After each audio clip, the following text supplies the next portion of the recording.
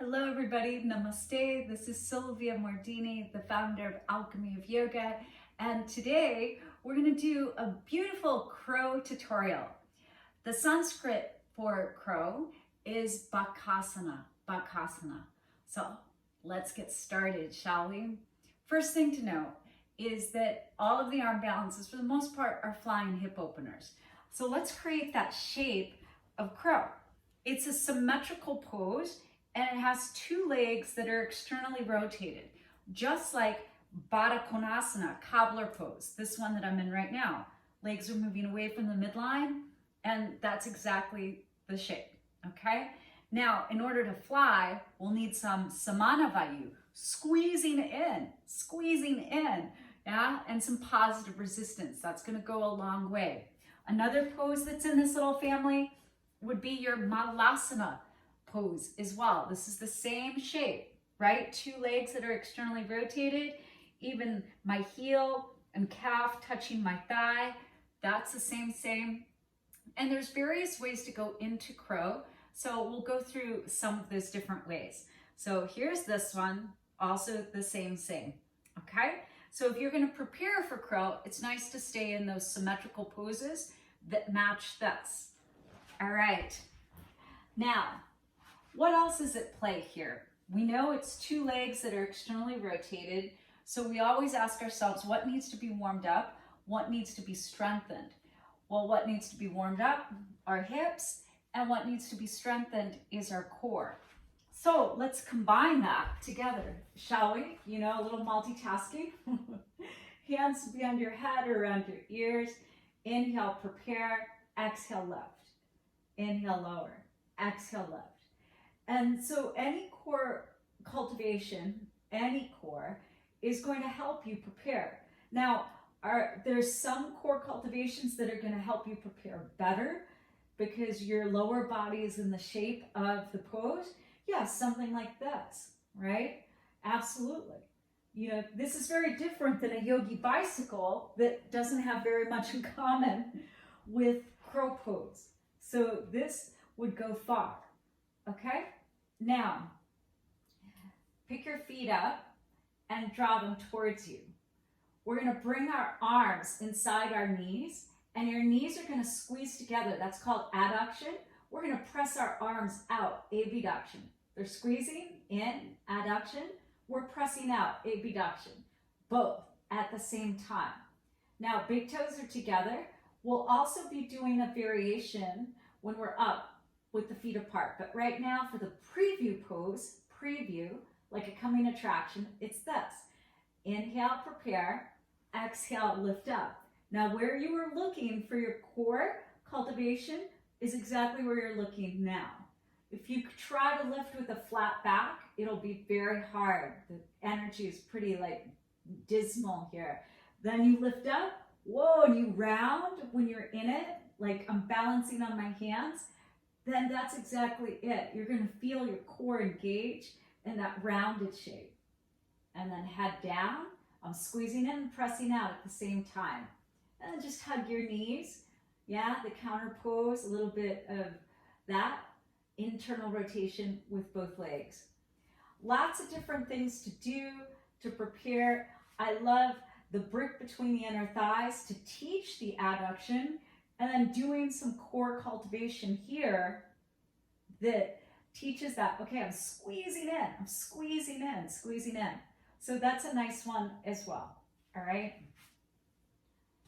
And then there's variations like in and out, open and close, open and close, those sorts of things. All right, we've done the preview pose. We've done a couple different core exercises so you can see, you know, what is most alike. All right, we come up. Okay, let's keep going. Come into Malasana. And here, bring your arms in front, place your hands down, and then keep your feet wide.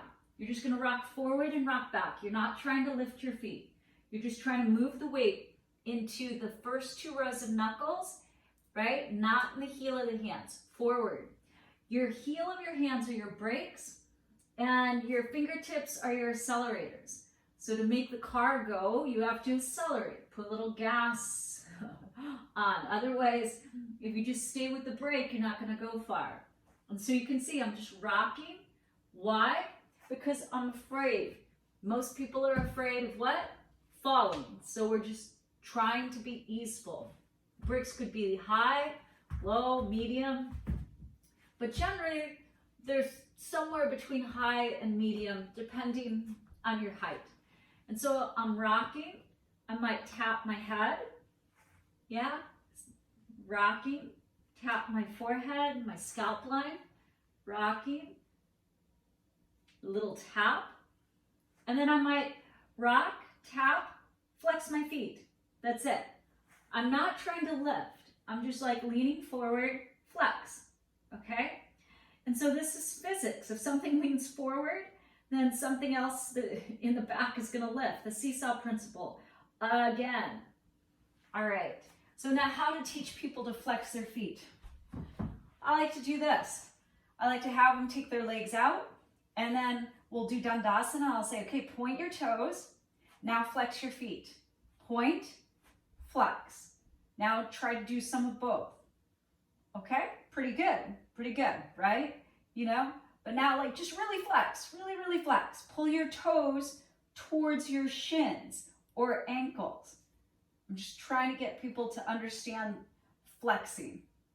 Okay, I feel satisfied, super grateful. Okay, now we're gonna try it again because people get confused. And what does flexing mean? And it's confusing. We're a little upside down and we're afraid. So now we rock forward, we rock back. We rock forward, we rock back, we pause, flex. And the flexing is what lifts the feet. So there's no jumping in this. There's no this big effort. It's a whole lot less effort than what people realize. And they over effort, and then that's what's scary because they have no control. But if you're just leaning forward, flex your feet.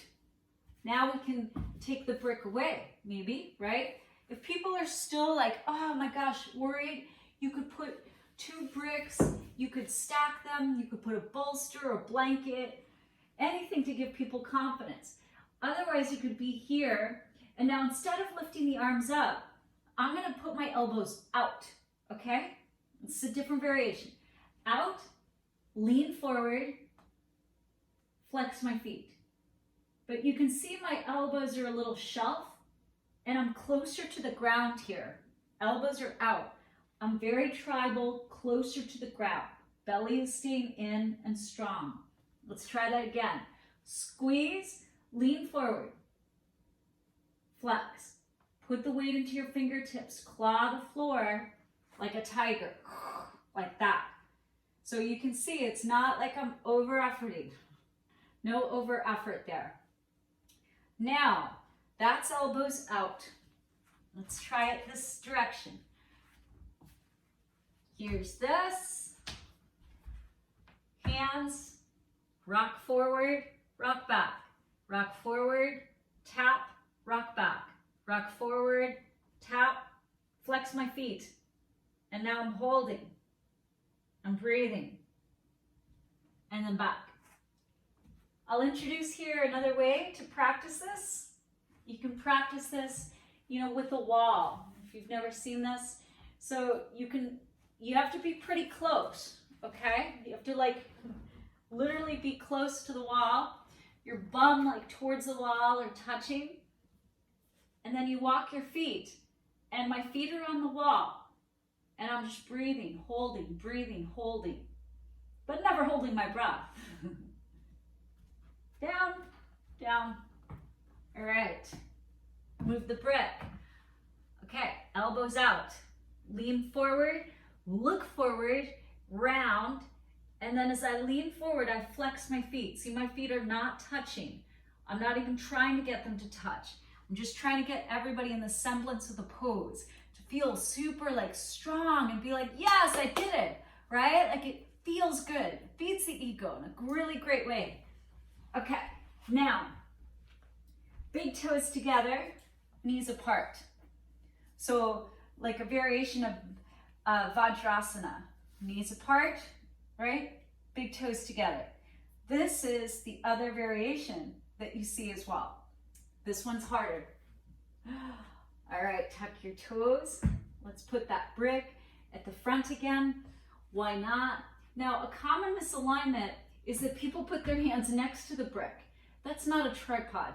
So the hands need to be by like a tripod, like a tree, like a little stool.